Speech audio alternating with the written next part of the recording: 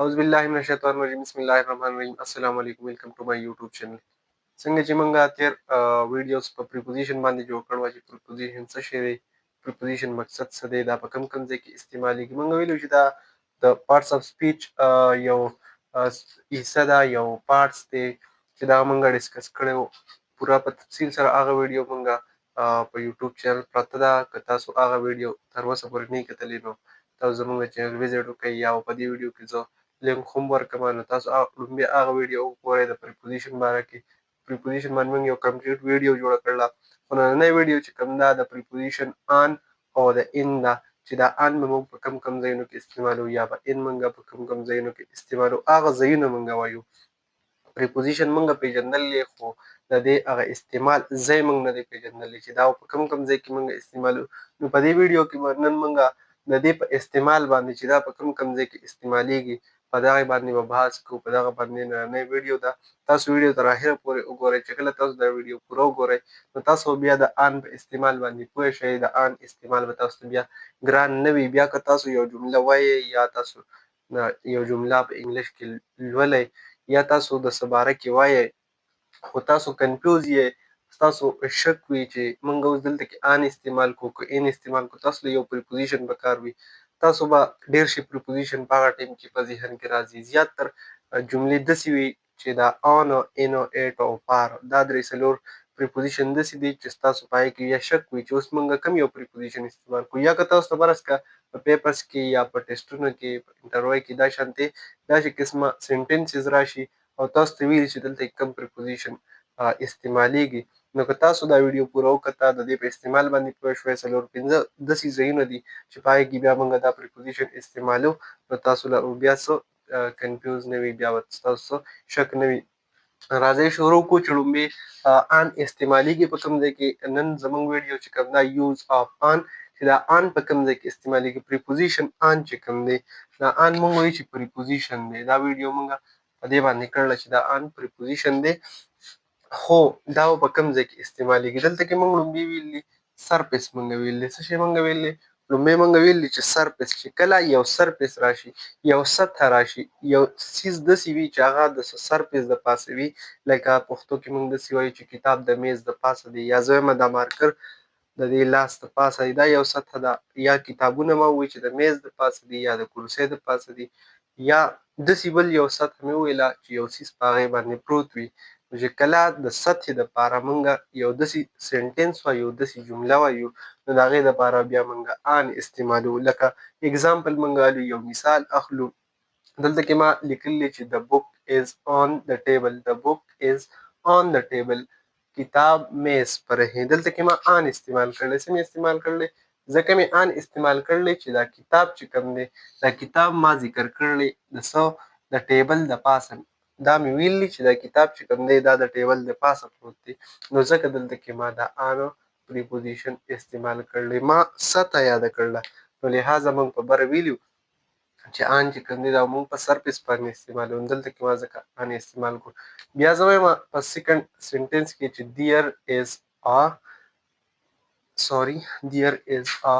picture. دلته کې به سره زه پکچر ولیکم، دلته کې موږ څه نه دي لیکلي. there is a picture on the wall. په دیوال باندې، دیوال سطح ده. فرض که دا یو دیوال یو، دلته کې یو تصویر لګېدلی، نو زه به وایم چې په دیوال باندې تصویر لګېدلی دی. دا دیوال سطح شو که نه، دا سرفیس شو. نو دلته کې ما ځکه آن پریپوزیشن ولګو، استعمال مې کو، یوز مې کو. نو لحاظه لومبنی یوز د دې څه دی؟ د آن لومبنی یوز چې کله یو سرفیس وي د څه څیز د پاسه، موږ دلته کې ویلي کسی چیز کې اوپر د څه څیز د پاسه چې بل څیز پروت وي، د هغې دپاره موږ آن استعمالو. دا زموږ لومبی استعمالو. دویم به کله موږ استعمالو؟ دویم وایي چې ډیټ اینډ ډیز، چې کله ورځې او تاریخونه راشي. چې کله موږ د یو ورځ باره کې خبرې کوو، لکه منډې، سنډې، فرایډې، سیچرډې، داسې ورځې باره کې خبرې کوو، د هغې نه مخکې به موږ پریپوزیشن آن استعمالو. که فرض که زه یو تاریخ وایم، زه وایم چې زه په 25 تاریخ باندې پیدا شوم، یا وایم په 15 تاریخ باندې پیدا شوم، یا وایم دا کار به زه په 10 تاریخ باندې کوم، نو د هغې دپاره به هم زه څه استعمالوم؟ آن پریپوزیشن استعمالوم. دا د دې دویم یوز دی.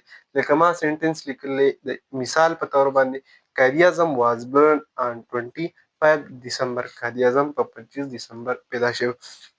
دلته کې ما پریپوزیشن آن استعمال کو. څه مې استعمال کو؟ پریپوزیشن آن مې استعمال کو. دا آن مې ولې استعمال کو؟ ځکه مې آن استعمال کو چې دلته کې 25 دسمبر راغلی. دا آن د دې لپاره موږ استعمال کو. موږ به څه ویلو چې کله ډیټ راشي. دویم استعمال کې موږ ویلو چې کله ډیټ راشي د ډیټ نه مخکې موږ کوم پریپوزیشن استعمالو.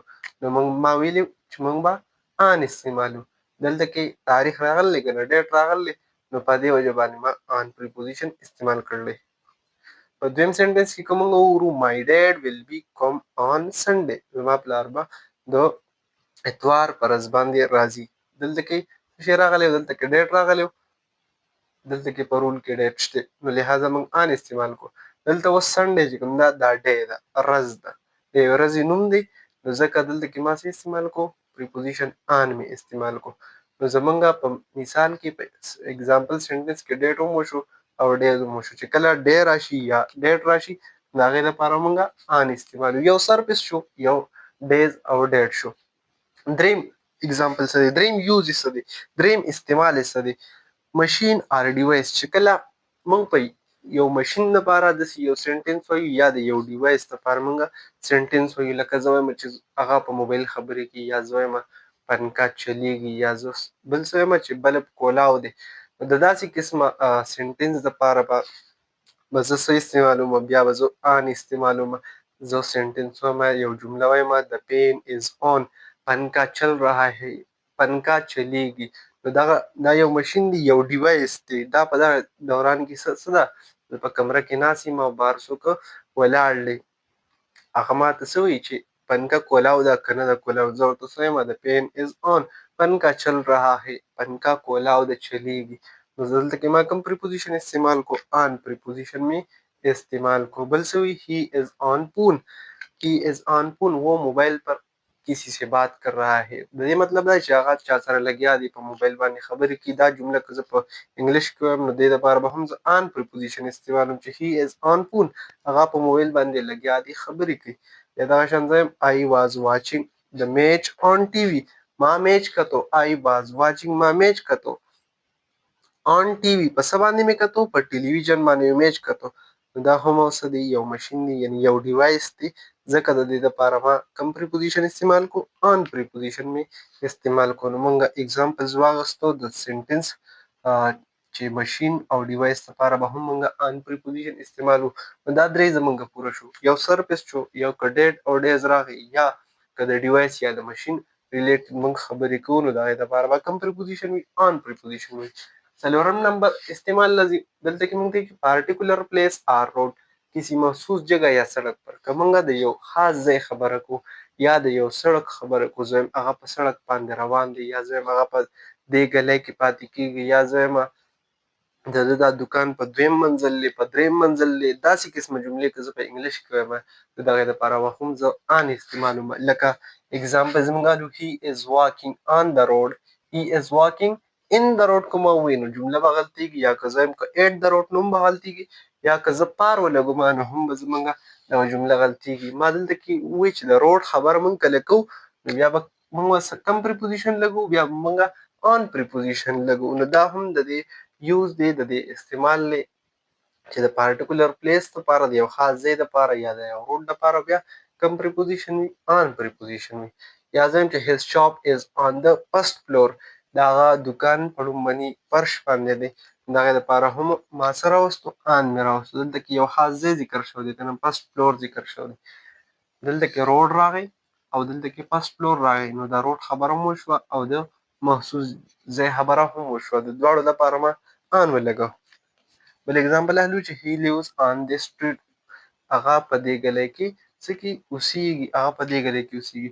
نو دلته کې ما یو مخصوص ځای استعمال کو، this street مې ووایي، دا ګلی مې ووایي، نو ځکه ما آن استعمال کو. نو زمونږ دا استعمال هم د آن وشو. دا هم څلورم نمبر استعمال و چې آن به په داسې ځایونو کې استعمالیږي. اوس که بل پنځم استعمال مونږ ته وایي چې ریلیټډ پارټ اف د باډي، که د یو باډي سره ټچ خبره وي، زمونږ د جسم سره ټچ خبره وي، ریلیټډ خبره وي، داسې باره کې خبره وي چې هغه زمونږ د جسم سره تعلق ساتي، که داسې سنټنس مونږ وایو نو هغه به بیا څه هغې دپاره به هم موږ ان استعمالو. لکه که زه داسې خبره کومه چې زه اوس تاسو په لښته باندې ووالمه، یا زه ویمه چې بال زما نه وتمبېدو، یا څه څیز یاد کړمه زه یم چې هغه راوغورځېد زما په سر ولګېد. داسې سینټنسز که زه په انګلیش کې ویمه هغې دپاره به هم زه ان استعمالوم. لکه د آیس کریم پل آن مای لیګ، د آیس کریم پل آن مای لیګ. څه مې ووایي چې آیس کریم ورتاو شو، لګیا ومه، یو ماشوم و آیس کریم یې خوړو، د هغه نه آیس کریم ورتاو شو، هغه لاړو د هغه په خپه باندې ولګېدو. که دا جمله هغه په انګلیش کې وي هغه به څه وایي چې د آیس کریم پل ان مای لیګ غلط، ایټ مای لیګ غلط، آر مای لیګ غلط، آن مای لیګ بټ بیا ټیک وي. ځکه ما ووایي چې زموږ د جسم سره، زموږ د جسم د حصې سره که ټچ خبره وي نو هغه به څه هغې دپاره بیا کوم پریپوزیشن وي؟ آن پریپوزیشن به وي. بلکې چې مای مادر کسډ می آن فورهیډ، زما مور زه په تندي باندې ښکل کړمه، دا هم زما د باډي د پارټس خبره ده، زما د تندي سره میلاوېدو خبره ده. نو ځکه ما څه ووایي آن مې دلته کې استعمال کو. یا زه وایم د بال هیټ می آن مای هیډ، بال راغی ولګېدو زما سر یې هیټ کو، زما په سر باندې ولګېدو. نو دلته کې هم ما څه استعمال کو؟ آن مې استعمال کو. نو دغه څلور پنځه ځایه استعمالات دي. که دا موږ صحیح زده کړو، دا موږ په ذهن کې کېښودو، سرفیس بیسډ ډیټ ماشین آر ډیوایس پارټیکولر پلیس آر روډ ریلیټډ پارټس اف د باډي. که دا زموږ په ذهن کې وي چې داسې قسمه جملې راشي چې هغه د دې سره ریلیټډ وي، د هغې دپاره موږ کوم پریپوزیشن استعمالو؟ ان پریپوزیشن به استعمال. بیا به زموږ کنفیوژن ختم وي، زموږ شک و شبهات به ختم وي. یا که ام سی کیوز یا پیپرز کې داسې کوېسچن راغی نو بیا به زموږ کنفیوژن په ان ایټ پار او ان کې نه وي. اوس موږ د پریپوزیشن ان استعمالات ګورو چې د پریپوزیشن ان استعمالات په کوم کوم ځای کې کېږي. د ان استعمالات موږ وایو په هغې کې د ټول نه اولنی چې کوم دي موږ وایو چې انسایډ ا پلیس. که په یو ځای کې یو آبجکټ دننه وي، لکه زه به ووایم که دا یو مارکر دی هغه په ډبي کې دننه پروت دی، نو موږ به څه وایو د دې دپاره موږ ان استعمالو. یا زه لګیا یم په دې کلاس کې دننه یم، نو زه به د ځان دپاره څه وایم چې زه په کلاس کې دننه یم، د دې دپاره به هم زه ان لګومه. نو که یو څیز د بل څیز په هغه ایریا کې لیمټس کې دننه وي، د هغې دپاره موږ څه کوو؟ ان به استعمالوو. لکه څنګه چې دلته کې موږ استعمال کړلی چې د کیټ از ان د باکس. زه به یو باکس یاد کړمه چې کیټ چې کوم دی، پیشو چې کوم ده، بلی باکس के अंदर है. دلته کې موږ څه استعمال کړلی؟ کسی چیز के अंदर हो. जब कोई चीज किसी चीज के अंदर हो तो उसके लिए हम क्या استعمال करते हैं؟ ان استعمال करते हैं. نو دلته کې موږ څه کوو چې د کیټ از ان د باکس. که دلته کې موږ بل پریپوزیشن استعمالوو نو بیا به زموږ جمله زموږ سینټنس غلطېدو. او په کوم ځای به غلطېدو؟ صرف په دې پریپوزیشن به زموږ هغه جمله غلطېده. نو د سینټنس د کریکټ کولو دپاره، د صحیح کولو دپاره، د ګرامټیکلي کریکټ کولو دپاره هم موږ له پریپوزیشن په صحیح ځای کې استعمال پکار دی چې زموږ ټوله جمله پې صحیح شي. که پریپوزیشن زموږ غلط وي ټوټل جمله زموږ غلطیږي. نو موږ د یو استعمال زده کوو که په انسایډ ا پلیس کې یو څیز وي د هغې دپاره موږ ان استعمالو. لکه که زه ووایم چې پیشو په باکس کې دننه ده، دلته کې د دې جملې مطلب څه راځي چې د کیټ از ان د باکس، پیشو په باکس کې دننه ده. دا ان موږ ته دا ظاهري چې دا پیشو چې کوم ده دا دننه ده. دویم سینټنس کې موږ ویلو چې آی ایم ان د کلاس، زه اوس یمه، زه په کلاس کې دننه یمه، زه په دې کلاس کې دننه یم، نو ځکه ما ان استعمال کړ. که زه چا سره په موبایل باندې خبرې کوم او زه ورته په انګلیش کې یو جمله ویمه، که زه ورته داسې ووایم چې آی ایم ان د کلاس، نو هغه به پوه شي، د دې نه به هغه دا مطلب والي چې دی اوس په کلاس کې دننه دی. زه وایم دیر از ملک ان د ګلاس، پی دی پی دی او هغه په ګلاس کې دننه دی. نو ځکه ما دلته کې ان استعمال کړو چې دغه پی چې کوم دی دا په ګلاس کې دننه دی، نو ځکه ما دلته کې دغه ان استعمال کړو. نو موږ دغه ان په کریکټ پلیسز کې استعمال کو. ځکه په کریکټ پلیس کې استعمال کو موږ وایي که یو څیز د یو بل څیز دننه وي نو د هغې دپاره موږ څه استعمالو؟ ان به استعمالو. دلته کې موږ انسایډ ا پلیس وایو، لومړی استعمال زموږ وشو. دویم استعمال موږ څه فار سټي کنټري آر ایریا، د یو ملک دپاره، د یو علاقې دپاره یا د یو ښار دپاره. د دغې دپاره که موږ ذکر کوو نو هغې دپاره موږ ان لګوو. لکه زه وایم I live in پاکستان، زه په پاکستان کې اوسېږم، میں پاکستان میں رह رہا ہوں. د دې دپاره ما دلته کې څه ووایي؟ دلته کې مې ویلي که نه کله کنټري راشي نو بیا به کوم پریپوزیشن استعمالوم ان به استعمالوم. دلته کې پاکستان څه شی دی؟ یو ملک دی که نه؟ نو ځکه ما د هغې نه مخکې وړاندې څه استعمال کړلی؟ ان پریپوزیشن مې استعمال کړلی. یا زه وایم چې هی ورکس ان لاهور. لاهور څه شی دی؟ لاهور سیټي دی که نه دی؟ لاهور څه شی دی؟ سیټي دی. او دا پاکستان چې کوم دی دا څه شی دی؟ کنټري ده، دا ملک دی. نو د ملک دپاره ما ان استعمال کوم او د څه دپاره؟